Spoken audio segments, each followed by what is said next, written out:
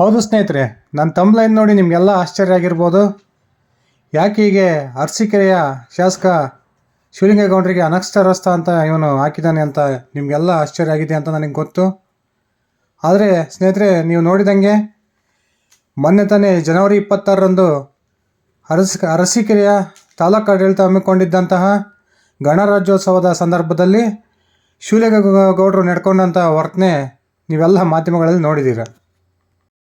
ರಾಜ್ಯ ವಿಧಾನಸಭೆಯ ಹಿರಿಯ ಶಾಸಕ, ಸುಮಾರು 4 ಬಾರಿ ಅರಸೀಕೆರೆ ವಿಧಾನಸಭಾ ಕ್ಷೇತ್ರವನ್ನು ಪ್ರತಿನಿಧಿಸಿರ್ತಕ್ಕಂಥ ಶಿವಲಿಂಗೇಗೌಡರು ನಿಜಕ್ಕೂ ಜನವರಿ 26ರಂದು ನಡ್ಕೊಂಡಂಥ ರೀತಿ ಇಡೀ ರಾಜ್ಯಕ್ಕೆ ಒಂದು ಆಶ್ಚರ್ಯವನ್ನು ಉಂಟು ಮಾಡಿದೆ ಅಂತ ಹೇಳಿದರೂ ತಪ್ಪಾಗೋದಿಲ್ಲ.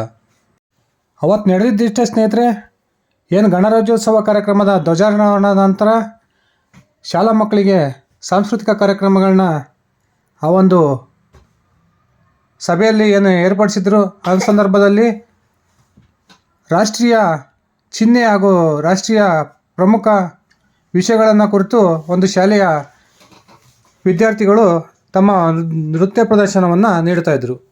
ಈ ಸಂದರ್ಭದಲ್ಲಿ ಮೊದಲು ನವಿಲನ್ನು ತೋರಿಸ್ತಾರೆ, ನಂತರ ಹುಲಿಯನ್ನು ತೋರಿಸ್ತಾರೆ, ಅದಾದ ನಂತರ ರಾಷ್ಟ್ರೀಯ ಪುಷ್ಪ ಆಗಿರ್ತಕ್ಕಂಥ ಕಮಲವನ್ನು ಆ ಡ್ಯಾನ್ಸ್ನಲ್ಲಿ ಮಕ್ಕಳು ಪ್ರದರ್ಶನ ಮಾಡ್ತಾರೆ.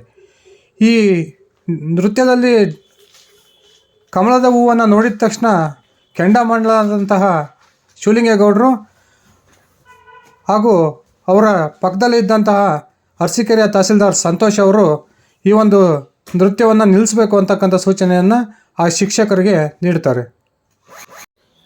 ಆ ಶಿವಲಿಂಗೇಗೌಡರ ವಾದ ಇಷ್ಟೇ ಸ್ನೇಹಿತರೆ, ಕಮಲದ ಹೂವು BJPಯ ಒಂದು ಪಕ್ಷದ ಚಿಹ್ನೆಯಾಗಿದೆ, ಅದರಿಂದ ನೀವು ಒಂದು ಪಕ್ಷದ ಪರವಾಗಿ ಇಲ್ಲಿ ಕಾರ್ಯಕ್ರಮವನ್ನು ಮಾಡ್ತಾಯಿದ್ದೀರಾ, ನಿಮಗೆ ಇಷ್ಟು ಬುದ್ಧಿ ಇಲ್ವಾ ಅಂತಕ್ಕಂಥ ಒಂದು ಪ್ರಶ್ನೆಯನ್ನು ಆ ಒಂದು ಕಾರ್ಯಕ್ರಮವನ್ನು ಸಂಯೋಜನೆ ಮಾಡಿದ್ದಂತಹ ಶಿಕ್ಷಕಿಗೆ ಶಿವಲಿಂಗೇಗೌಡರು ಕೇಳ್ತಾರೆ.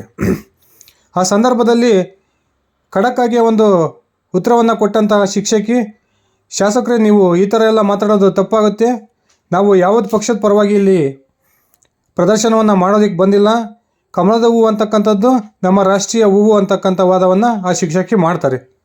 ಆದರೂ ಕೂಡ ಈ ಶಿಕ್ಷಕಿಯ ಒಂದು ಹೇಳಿಕೆಯನ್ನು ಒಪ್ತೇ ಇರ್ತಕ್ಕಂಥ ಶಿವಲಿಂಗೇಗೌಡರು ಮತ್ತೂ ಕೂಡ ಆ ಶಿಕ್ಷಕಿಯೊಂದಿಗೆ ತೀವ್ರ ವಾಗ್ದಾಳಿಯನ್ನು ನಡೆಸ್ತಾರೆ. ಇದನ್ನೆಲ್ಲ ಗಮನಿಸ್ತಿದ್ದಂಥ ಅಲ್ಲೇ ಪಕ್ಕದಲ್ಲೇ ಕುಂತಿದ್ದಂಥ KS ಶ್ರೇಣಿ ಅಧಿಕಾರಿ ತಹಸೀಲ್ದಾರ್ ಸಂತೋಷ್ ಅವರು ಕೂಡ ಶಿವಲಿಂಗೇಗೌಡರ ವಾದವನ್ನು ಒಪ್ಪಿ ಆ ಶಿಕ್ಷಕಿಯ ಮೇಲೆ ಗರಂ ಆಗ್ತಾರೆ. ಶಿವಲಿಂಗೇಗೌಡರು ಅನಕ್ಷರಸ್ಥರು ಇರ್ಬೋದು, ಒಪ್ಕೊಳ್ಳೋಣ, ಆದರೆ KS ಅಂತ ಒಂದು ದೊಡ್ಡ ಪರೀಕ್ಷೆಯನ್ನು ಪಾಸ್ ಮಾಡಿ ತಹಸೀಲ್ದಾರ್ ಆಗಿ ಕಾರ್ಯನಿರ್ವಹಿಸ್ತಿರ್ತಕ್ಕಂಥ ಸಂತೋಷ್ ಅವರಿಗಾದರೂ ಬುದ್ಧಿ ಬೇಡವಾ ಅಂತಕ್ಕಂಥ ಪ್ರಶ್ನೆ ಇದೀಗ ನಮ್ಮೆಲ್ಲರಲ್ಲಿ ಕಾಡ್ತಾ ಇದೆ. ರಾಷ್ಟ್ರೀಯ ಪಕ್ಷಿ, ರಾಷ್ಟ್ರೀಯ ಲಾಂಛನ, ರಾಷ್ಟ್ರೀಯ ಹೂವು, ರಾಷ್ಟ್ರೀಯ ಚಿಹ್ನೆ ಇಂಥವುಗಳ ಸಾಮಾನ್ಯ ಜ್ಞಾನ ಇಲ್ಲದಂಥ ಒಬ್ಬನ ವ್ಯಕ್ತಿಯನ್ನು ಸತತವಾಗಿ 4 ಬಾರಿ ಅರಸೀಕೆರೆ ಜನರು ಆರಿಸ್ಕೊಂಡು ಬರ್ತಾಯಿದ್ದಾರೆ ಅಂದರೆ ಖಂಡಿತವಾಗ್ಲೂ ಅರಸೀಕೆರೆ ಜನರಿಗೆ ಇದು ದೊಡ್ಡ ಅವಮಾನ ಅಂತಲೇ ಹೇಳ್ಬೋದು. ಶಿವಲಿಂಗೇಗೌಡರ ವಾದವನ್ನು ಒಪ್ಪಿದೆ ಆದರೆ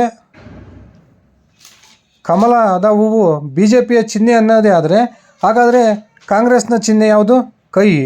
ಮತ್ತು ಹಾಗಾದರೆ ಯಾವುದೇ ಕಾರ್ಯಕ್ರಮಗಳಲ್ಲಿ ಕೈಗಳು ಕಾಣ್ದಂಗೆ ಮುಚ್ಕೊಳ್ರಿ ಅಂತಲೇ ಹೇಳ್ಬೋದು ತಾನೆ. ಶಿವಲಿಂಗೇಗೌಡರಿಗೆ ಅಷ್ಟು ಪರಿಜ್ಞಾನ ಬೇಡವಾ? ಒಬ್ಬ ಹಿರಿಯ ಶಾಸಕ ಸದನದಲ್ಲಿ ಗಂಟೆಗಟ್ಟಲೆ ಮಾತಾಡ್ತಾರೆ, ಅದೆಲ್ಲ ಗೊತ್ತಾಗುತ್ತೆ. ಈ ಒಂದು ಸಾಮಾನ್ಯ ಜ್ಞಾನ ಇವರಿಗಿಲ್ಲ ಅಂದರೆ ಇವ್ರ ತಪ್ಪಲ್ಲ, ಅದು ಖಂಡಿತವಾಗ್ಲೂ ಸತತವಾಗಿ ಇವರನ್ನು ಗೆಲ್ಸ್ಕೊತ ಬಂದಿರತಕ್ಕಂಥ ಅರಸೀಕೆರೆಯ ಮತದಾರರ ತಪ್ಪು ಅಂತಲೇ ನಾನು ಈ ಟೈಮ್ನಲ್ಲಿ ಹೇಳ್ತಿದ್ದೀನಿ ಸ್ನೇಹಿತರೆ. ಸದ್ಯ ಇನ್ನೊಂದು ಏನು ವಿಷಯ ಅಂದರೆ ಶಿವಲಿಂಗೇಗೌಡರಿಗೆ ಅಲ್ಲಿರ್ತಕ್ಕಂಥ ಹೆಣ್ಮಕ್ಳ ಮೇಲೆ ಕಣ್ಣು ಬಿದ್ದಿಲ್ಲ. ಯಾಕಂದರೆ JDSನ ಚಿಹ್ನೆ ತೆನೆ ಹೊತ್ತ ಮಹಿಳೆ.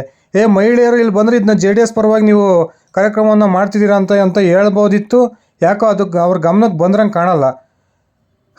ಇದನ್ನೆಲ್ಲ ನೋಡಿದರೆ ಖಂಡಿತವಾಗ್ಲೂ ಇಂಥವರೆಲ್ಲ ನಮ್ಮ ರಾಜ್ಯದ ಶಾಸಕರು ಅಂತಕ್ಕಂಥ ಒಂದು ಡೌಟು ನನಗೀಗ ಬರ್ತಾಯಿದೆ ಸ್ನೇಹಿತರೆ.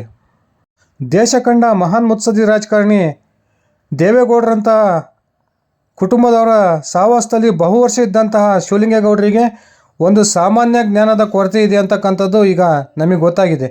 ಶಿವಲಿಂಗೇಗೌಡರು ಇಷ್ಟೊಂದು ವರ್ಷ ದೇವೇಗೌಡರ ಕುಟುಂಬದ ಜೊತೆಗೆ ರಾಜಕಾರಣವನ್ನು ಮಾಡ್ಕೊತ ಬಂದರೂ ಕೂಡ ಅವರ ಒಂದು ರಾಜಕೀಯ ವಿಷಯದ ಒಂದು ಸಣ್ಣ ಒಂದು ಪಟ್ಟನ್ನು ಕೂಡ ಶಿವಲಿಂಗೇಗೌಡರು ಕಲ್ತಿಲ್ಲ ಅಂತಲೇ ಹೇಳ್ಬೋದು.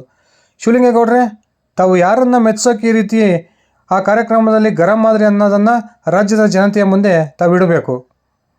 ನಿಜವಾಗ್ಲೂ ಈ ಘಟನೆಯಲ್ಲಿ ಮೆಚ್ಚಬೇಕಾಗಿರ್ತಕ್ಕಂಥ ಅಂಶ ಆ ಶಿಕ್ಷಕಿಯ ಧೈರ್ಯ.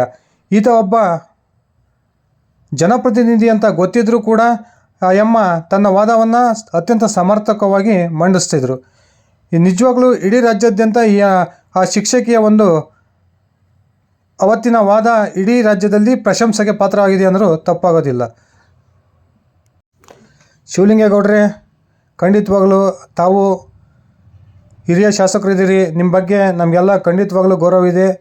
ತಾವು ತಮ್ಮ ಮಾತನ್ನು ಆಡೋದಕ್ಕಿಂತ ಮುಂಚೆ ಒಂದು ಸ್ವಲ್ಪ ಯೋಚನೆ ಮಾಡಿ ಮಾತಾಡೋದನ್ನು ಕಲ್ತ್ಕೊಳ್ರಿ. ದಯವಿಟ್ಟು ನಿಮಗೆ ನಾವು ಹೇಳ್ತಕ್ಕಂಥ ಅವಶ್ಯಕತೆ ಇಲ್ಲ ಅಂತ ನಾನು ಅಂದ್ಕೊತೀನಿ. ಸ್ನೇಹಿತರೆ, ಇದಿಷ್ಟಾಗಿತ್ತು ಇವತ್ತಿನ ನನ್ನ ವಿಡಿಯೋ. ಶಿವಲಿಂಗೇಗೌಡರ ಈ ಒಂದು ಪೆದ್ದ ವರ್ತನೆಯ ಬಗ್ಗೆ ನಿಮ್ಮ ವೈಯಕ್ತಿಕ ಅಭಿಪ್ರಾಯ ಏನಿದೆ ದಯವಿಟ್ಟು ಕಮೆಂಟ್ ಮಾಡಿ. ನಾನು ಕೊಟ್ಟಿರ್ತಕ್ಕಂಥ ಮಾಹಿತಿ ನಿಮಗೆ ಇಷ್ಟ ಆಗಿದ್ದರೆ ಈ ವಿಡಿಯೋಗೆ ಲೈಕ್ ಮಾಡಿ, ಶೇರ್ ಮಾಡಿ. ಅದೇ ರೀತಿ ನೀವಿನ್ನು ನನ್ನ ಇಟ್ಕೆ ಹೇಮಂತ್ ಯೂಟ್ಯೂಬ್ ಚಾನಲ್ಗೆ ಸಬ್ಸ್ಕ್ರೈಬ್ ಮಾಡ್ಕೊಂಡಿಲ್ಲ ಅಂದರೆ ಈಗಲೇ ಸಬ್ಸ್ಕ್ರೈಬ್ ಮಾಡಿಕೊಂಡು ಬೆಲ್ ಬಟನನ್ನು ಕ್ಲಿಕ್ ಮಾಡಿ ಸ್ನೇಹಿತರೆ. ಧನ್ಯವಾದಗಳು. ಶುಭ ದಿನ.